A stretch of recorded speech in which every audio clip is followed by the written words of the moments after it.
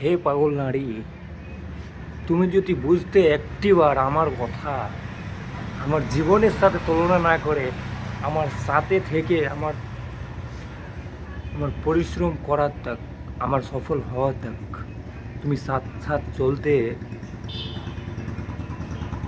তাহলে বলতাম তুমি একটা নারী। এই নারী তুমি এমন করে ভেঙে দিলা আমাকে, যে না আমি উঠতে পারছি, না পরিশ্রম করতে পারছি,